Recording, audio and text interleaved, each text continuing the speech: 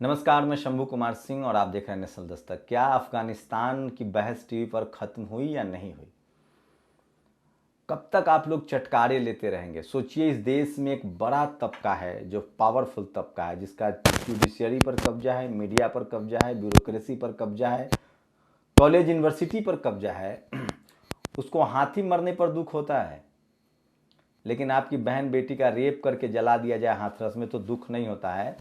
वो आरोपियों के पक्ष में रैली करता है जाति के नाम पर। इस देश में एक बड़ा तबका है जो पावरफुल तबका है, जिसको हम लोग जातिवादी मनुवादी कहते हैं। उसको अफगानिस्तान की समस्या दिखती है, अफगानिस्तान में बच्चे ऊपर कर दिए गए हैं वो दिखता है, लेकिन उसको ये तस्वीरें नहीं दिखती है। 2013 में हम भारत को विश्वगुरु बनाएंगे, 2014 में भारत को अमेरिका बनाएंगे, 2017 में भारत बांग्लादेश से अच्छा है, 2019 में भारत पाकिस्तान से अच्छा है, 2021 में भारत अफगानिस्तान से अच्छा है। ये रोटी की तस्वीर देख रहे हैं। लॉकडाउन में एक प्रधानमंत्री के गलत फैसले की वजह से 17 से 16 लोगों की कट के मौत हो गई थी। ये बच्चा देखिए कैसे ट्रक पर फेंका जा रहा था, ये लाइनें लगी थी, ये मासूम लोग अपने 1-1 हज़ार 2-2 हज़ार किलोमीटर पैदल चले थे। इतना ही नहीं, जो सीमेंट का जो मिक्सर होता है उसमें अंदर घुस के 2-2 हज़ार लोग किलोमीटर चले थे। इस पर कभी बहस देखी आपने? नहीं देखी होगी। तो सोचिए, मैं बार बार आपको कह रहा हूं कि अफगानिस्तान के बहाने हिंदू मुस्लिम हो रही है, यूपी चुनाव तक चलेगा और इनकी कोशिश है कि फिर से हिंदू ध्रुवीकरण करें। मंदिर का मुद्दा खत्म हो गया है, गाय वाला मुद्दा फ्लॉप हो गया है, क्योंकि गाय जो है वो खेत चर रहे हैं किसानों के, किसान नाराज हैं।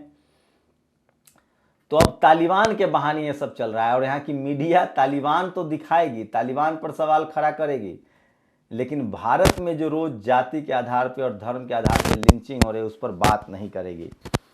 तो आप लोगों को सोचना है, लेकिन मेरी कोशिश है कि मैं खबर आपको दिखाता रहूं। आकाश आनंद ने ट्वीट किया है, 20 पैसे डीजल के दाम कम कर 25 रुपये एलपीजी के दाम बढ़ा दिए। आम जनता के साथ एक क्या मजाक हो रहा है। जो सिलेंडर 2014 में 410 रुपये मिल रहा था वो 865 रुपये में अब मिल रहा है। और ये कैसे संभव है कि सुप्रीम कोर्ट में 9 जजों की सीटों के लिए सुप्रीम कोर्ट कोलेजियम को सिर्फ 1 ओबीसी जज मिला और 4 ब्राह्मण, जबकि 7 जज ब्राह्मण पहले से हैं। 33 में 11 ब्राह्मण जज हैं। और आज संत गाडगे का जन्मदिन है। एक जाति, एक धर्म और एक ईश्वर के विचारक, संत, विद्वान, समाज सुधारक, आध्यात्मिक नेता और बहुजन युग पुरुष ब्रह्मर्षि, उन्होंने कहा था कि भूखे रहो लेकिन बच्चों को पढ़ाओ। और Noida channels are not asking the Indian government to clear its stand on the Taliban but asking Indian citizen to. सोचिए, इस देश की मीडिया भारत सरकार से नहीं पूछ रही कि तालिबान पर आपका क्या स्टैंड है, जनता से पूछ रही है, और उसमें भी मुसलमानों से पूछ रही है। और ये है बहुजन बेटी, तस्वीरें ब्लर ANI न दिखाएं। ये सिंधे हैं। Today is the historical day to Bahujan girl make all of us proud. Diksha Shinde and Varsha Dongre. Diksha का जो है, सिंधे का जो सिलेक्शन हुआ है वो नासा के लिए हुआ है, और वर्षा डोंगरे जो है वो मिस इंडिया बनी है। सोचिए, वो लोग जिनको मेरिट के नाम पर और जाति के नाम पर इनको एजुकेशन से दूर रखा गया था। और इतिहास गवाह, आरएसएस ने 11 दिसंबर 1949 को डॉक्टर अम्बेडकर का पुतला जलाया था और 1848 में तिरंगे को पैरों तले रौंद दिया था। ये हिंदू कोड का बिल विरोध भी कर रहे थे और ये लैंड रिफॉर्म बिल का ही विरोध कर रहे थे। ये वही लोग हैं।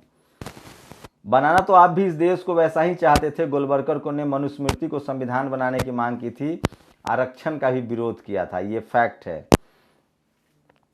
और congratulation to our lovely brain on black holes and god, जय भीम, नमो बुद्धा। ये हैं जो जो जो शिंदे हैं, जिनको ब्लैक होल के लिए नासा में फेलोशिप मिला है और अब वे वहाँ जाके काम करेंगी। तो ये बड़ी सफलता है। और महाराष्ट्र दीक्षा सिंधे 14 साल की ये हैं। और तस्वीरें पीछे देखिए, डॉक्टर अम्बेडकर और तथागत बुद्ध की ये तस्वीर है। शानदार तस्वीर है, तस्वीर नहीं दिखा सकते हैं। और अखिलेश यादव ने ट्वीट किया है, हवाई बातें करने वाले भाजपाइयों को समझ आ गया है कि उनके बस में कुछ भी नहीं है। 17 में से 12 एयरपोर्ट को यूपी के निजी कर दिया गया है। तो ये बड़ी खबर। और अशरफ घनी showed the entire world the meaning of phrase, झोला उठा के चल दिए। अशरफ घनी ने साबित कर दिया कि झोला उठा के कैसे चला जाता है।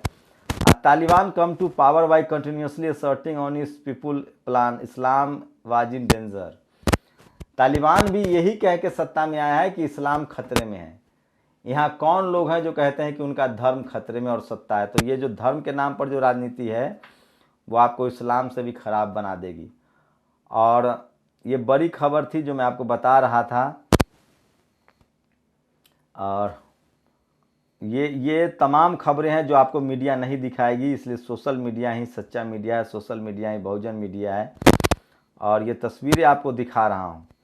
लेकिन सबसे बड़ी खबर अब मैं आपके पास लेकर आया हूँ। बधाई, शुक्रिया एम.के. स्टालिन। तमिलनाडु के मंदिरों में गैर ब्राह्मण पुजारियों की नियुक्ति के बाद त्रिची के प्रसिद्ध ऐतिहासिक वायलूर मुरुगन मंदिर के नए अब्राह्मण पुजारी एस प्रभु और एस जयबालन। एस प्रभु के पिता दर्जी हैं। पुजारी बनने के लिए दोनों ने ट्रेनिंग ली थी और परीक्षा पास की है। ये बड़ा उद्योग है जिस पर अब बहुजन समाज के लोग, खासकर ओबीसी के लोगों को आना चाहिए। शेड्यूल और दिलीप मंडल इसी के लिए लिखते हैं कि हिंदू मंदिरों में अब्राह्मण पुजारी बन रहे हैं। तमिलनाडु में इनको करीब 1 लाख नौकरियां मिलेंगी। बौद्ध लोगों को इसमें नहीं पढ़ना चाहिए। दलितों को बौद्ध बनाने का बाबा साहब का दिया प्रोजेक्ट जिनके पास है उस पर ध्यान देना चाहिए। 20 करोड़ दलितों में अभी 1 करोड़ भी बौद्ध नहीं बने हैं, जबकि ऐसा करने से रिजर्वेशन पर कोई असर नहीं पड़ना है। दलित बौद्ध बन गए और दूसरी तरफ मंदिरों पर ब्राह्मण नियंत्रण खत्म हो गया तो ब्राह्मणवाद खत्म हो जाएगा। कुछ लोग ज़्यादा ही क्रांति मचाए हुए हैं, कह रहे हैं कि गैर ब्राह्मणों के पुजारी बनने से क्या होगा, इससे तो अंधविश्वास बढ़ेगा। ये सब छोड़कर क्रांति करनी चाहिए, लेकिन वे क्रांति कर नहीं रहे हैं। इनको नज़र नहीं आ रहा कि तमिलनाडु में 38,000 मंदिर सरकार के नियंत्रण में है। प्रति मंदिर 3 पुजारी के हिसाब से कम 1 लाख सरकारी नौकरियों का मामला है। बाकी राज्यों ने भी तमिलनाडु से सीख लिया तो 15 से 20 लाख नौकरियां इसमें हैं। ब्राह्मण समझ रहे हैं, विरोध कर रहे हैं, बाकी लोगों की क्या समस्या है? मैं बता रहा हूं, क्रांति नहीं होने वाली, इसे ही क्रांति मान लीजिए। दलितों की अलग ही समस्या है। आपको बाबा साहब ने कहा है बौद्ध बनो, हिंदुओं के मंदिर में क्या हो रहा है इससे आपको क्या मतलब? यहाँ तो आपको अपमान ही मिलना है, बौद्ध बनिए। बाकी लोगों को पुजारी बिजनेस में जोर शोर से जुड़ जाना चाहिए।